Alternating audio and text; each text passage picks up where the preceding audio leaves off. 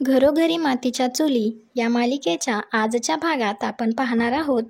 जानकी ओवीला समजावत असते tit for tat वागायचं. जर कोणी हात उगारला तर तो हात तिथेच थांबवायचा आणि गरज पडलीच तर आपलासुद्धा हात उगारायचा. असं रडत घरी नाही यायचं. शाळेत जाणारेस ना उद्या असं ओवीला विचारते तर ओवी मान हलवून हो असं म्हणते. तर जानकी म्हणते गुड गर्ल, नो मोर क्राईंग. तर ऋषिकेश तिला म्हणतो जानकी तू एखाद्या शाळेची हेडमास्टरीन शोभतेस बरं का. तर जानकी म्हणते तसं नाही ऋषिकेश, पण मुलगा असो किंवा मुलगी आपण त्यांना लहानपणापासूनच आत्मसन्मान आणि आत्मसंरक्षण शिकवलं पाहिजे. गुलाब आणि ऐश्वर्या एकत्र बसलेले असतात त्यावेळी गुलाब ऐश्वर्याला बऱ्याच गोष्टी सांगत असतो. त्यानंतर तो तिला खत हातात घ्यायला सांगतो आणि म्हणतो आपण घरी बनवलाय गोबर गॅसपासून. तर ऐश्वर्याला कळत नाही तर गुलाब म्हणतो गाईच्या शेणापासून.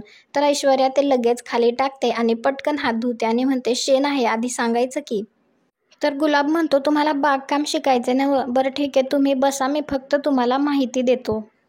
तेव्हा ऐश्वर्याला गुलाबकडनं कळतं की आपण जानकी वहिनी आणि ऋषिकेशच्या हातून ते खत शेतकऱ्यांना देणार आहोत. आणि पेस्टिसाईड जर जास्त टाकलं तर जमीन नापीक होते आणि पीकसुद्धा जळून जातं. गुलाब रोप घेण्यासाठी जातो तर ऐश्वर्या स्वतःशीच म्हणते अच्छा असं आहे का, जानकीची आरती सुरूच आहे. जास्त पेस्टिसाईड टाकलं की खत तर खराब होणारच पण जमीनसुद्धा नापीक होणार. जानकी रूममध्ये ओवीचा जुट्टू बांधून देत असते त्यावेळी तेथे ऋषिकेश येतो आणि तो जानकीला विचारतो कसलं एवढं टेन्शन घेतलंयस. ओवी तुझ्या आईनं तुझं शाळेतलं भांडण जरा जास्तच सिरियसली घेतलंय वाटतं. तर जानकी म्हणते टेन्शन येणार नाही का. ऋषिकेश आपण फार विचार नाही करत पण वरवर छोटी वाटणारी गोष्ट आयुष्य बदलून टाकू शकते. आणि आपण ओवीला जी काही वळण लावू, जे काही शिकवू त्यानुसार तिची जडणघडण होणार आहे. तिला सक्षम बनवायचं की घाबरट हे आपल्या हातात आहे ना. त्यानंतर जानकी शाळेत फोन करत असते तर ऋषिकेश तिला म्हणतो अगं शाळेतल्या भांडणाचं इतकं काय, लगेच कंप्लेंट नको करायला. तर जानकी म्हणते नाही नाही कंप्लेंट नाही करणार आहे मी ओवीच्या टीचरला तिचा ऑप्शनल सब्जेक्ट बदलायला सांगणार आहे. तर ओवी म्हणते आई पण माझा ऑप्शनल सब्जेक्ट तर वर्क एक्सपिरियन्स आहे ना. तर जानकी म्हणते माहिती आहे मला, पण तो तर मी तुला घरीही शिकवू शकते की नाही. मी तुला ऑप्शनल सब्जेक्ट कराटे क्लासेस सांगणार आहे. मी काय सांगितले तुला, जर कोणी कारणाशिवाय आपल्यावर हल्ला केला तर आपल्याला स्वतःचा बचाव करता आला पाहिजे, सेल्फ डिफेन्स. आणि जर आपल्यावर कोणी हल्ला केला तर आपल्याला प्रतिहल्लासुद्धा करता आला पाहिजे.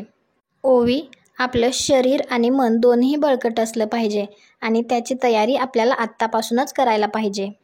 तर ओवी म्हणते हो आई मी कराटे क्लासेस जॉईन करणार. इकडे ऐश्वर्या खतामध्ये जास्त पेस्टिसाइड्स ॲड करते आणि स्वतःशीच म्हणते चला खूप आरती करून घेतेस ना तू जानकी, घरात पण दारात पण. आता तुझा दिवा कसा विझतो ते बघ. खत वाटप करणारेस ना तू शेतकऱ्यांना. आता जर तू दिलेल्या खताने शेतकऱ्यांच्या जमिनी नापीक झाल्या तर ओरडतील तुझ्या नावाने. मला माहिती आहे ग जानकी तू मुद्दामून मला मातीत काम करायला लावतीयस. ओळखत नाही का मी तुला, आता तू बघच. नाही तुझा मान सन्मान तुझी इज्जत मातीत मिळवली ना तर नावाची ऐश्वर्या नाही. सुमित्रा सगळ्यांना म्हणत असते खरं सांगू का, सरळ मनाच्या माणसावर जर कुणी हल्ला केला, त्यांना त्रास दिला ना तर राग यायच्या आधी त्यांना रडू येतं. आपल्या ओवीचं सुद्धा असंच झालं असणार. पण जानकी तू तिला खंबीर व्हायला शिकवतीयस ना ते आम्हा दोघांना खूप आवडलं बरं का. तर नाना म्हणतात आजच्या काळात प्रत्येक मुलीला अशी खंबीर व्हायची शिकवण द्यायलाच हवी. तर ऋषिकेश म्हणतो अगदी खरं आहे नाना. त्यावेळी एक माणूस येऊन ऋषिकेशला सांगतो की ते 6 शेतकरी आले आहेत. तर ऋषिकेश नानांना सांगतो आपलं हर्बल पेस्टिसाइड आणि खत देण्यासाठी ज्या 6 शेतकऱ्यांची निवड केली आहे ना ते आलेत. तर नाना म्हणतात हा जो तुम्ही काही उपक्रम सुरू केला आहे ना तो फारच उत्तम. तर ऋषिकेश म्हणतो नाना ही सगळी तुमची शिकवण आहे आणि या खतांचं वाटपसुद्धा तुमच्याच हस्ते करायचं आहे. तर सगळे बाहेर जातात तर ऐश्वर्या मनात विचार करते चला काउंट डाऊन स्टार्ट्स. तर नानांच्या हस्ते त्या सगळ्यांना खत वाटप केलं जातं. त्यानंतर ते शेतकरी ऋषिकेशचे आणि त्या सगळ्यांचे आभार मानत असतात. तर ऋषिकेश त्यांना सांगतो एका पोत्याला 1 पॅकेट पेस्टिसाईड वापरायचं. जर पेस्टिसाईडचं प्रमाण जास्त झालं तर जमीन नापीक होऊ शकते आणि खूप नुकसानसुद्धा होऊ शकतं. आणि तुम्हाला काही समजलं नाही तर तुम्ही पुन्हा पुन्हा विचारा. अति उत्साहात काहीतरी चुकीचं व्हायला नको. ऐश्वर्या हे सगळं वरून बघत असते आणि ती स्वतःशीच म्हणते, द्या आणखी मदत करा गरीब शेतकऱ्यांना. उद्धार करा गरीब शेतकऱ्यांचा. पण आता तुमचा उद्धार व्हायची वेळ आली आहे. या सगळ्या पोत्यात मी जास्तच पेस्टिसाईड टाकलंय. आत्ता तुमची वाट लागणार आहे. तर ऋषिकेश अभिषेकला सांगतो, तू यांना परत एकदा समजावून सांग. तर ते शेतकरी म्हणत असतात, लय उपकार झाले मालक. तर त्यावेळी नाना म्हणतात, काय हे उपकाराची भाषा बरोबर नाही. आपण काळ्या आईची लेकरं आहोत आणि लेकरात कधी दुजाभाव असतो का? तर शेतकरी नाही असं म्हणतात. आज आम्ही तुम्हाला हात दिला, उद्या तुम्ही दुसऱ्यासनी हात द्या. साखळी असते ती पुढे पुढे न्यायची, तोडायची नाही. तर ते सगळे शेतकरी जातात आणि रणदिव्यांच्या घरातील सुद्धा सगळे घरामध्ये येतात. तर ऐश्वर्या मनात विचार करते, आज देव भलं करो म्हणतायत, उद्या हीच माणसं तुमची डोकी फोडतील. ऐश्वर्या मात्र खूप खुश असते, त्यामुळे ती तिच्या डॅडाला ते फोन करून सांगते. तर ती म्हणते, 2 डाव हुकले म्हणून रडत बसणाऱ्यातली नाही आहे ही ऐश्वर्या. प्रॉब्लेम मला नाही, प्रॉब्लेम आता त्या जानकी आणि ऋषिकेशला होणार. आणि हो, असा तसा नाही, मोठा आणि जगजाहीर प्रॉब्लेम. म्हणजे डाडा, मी मिक्स अँड मॅच टेक्निक वापरली आहे. ती सगळं काही सयाजीरावाला सांगते. तर सयाजीराव म्हणतात, वा वा, यालाच म्हणतात सयाजीरावाची पोरगी. अगं त्या बाजार समितीत खत आणि कीटकनाशकांवरून फार उदो चालला होता त्याचा. जेव्हा शेतकरी बोंबा मारत येतील ना जमीन नापीक झाली म्हणून, तेव्हा पडल खाली, असं म्हणून ते दोघे फोन ठेवून देतात. जानकी बाहेर येते आणि तो सगळा राडा पाहून म्हणते, आणखी हे आवरलं नाही का? आणि काय गुलाबदादा, हे बागकामसुद्धा अर्धवटच ठेवलंय. तर गुलाब म्हणतो, मी लगेच आवरून घेतो. तर जानकी त्याला म्हणते, हे इथे एक पोतं राहिलंय, ते पण आतमध्ये नेऊन ठेवा. पावसाचं वातावरण आहे, पावसात खराब होईल ते नंतर काम करा. तर गुलाब ते पोतं घेऊन जायला लागतो, तर पोत्यातील खत थोडासा सांडतो. तर जानकी विचारते, गुलाबदादा, पोत्याची शिलाई कशी उकलली?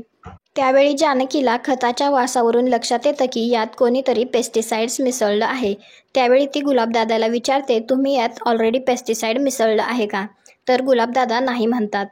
तर जानकी त्याला सांगते, ते सगळं आवरून पोतं आत ठेवा.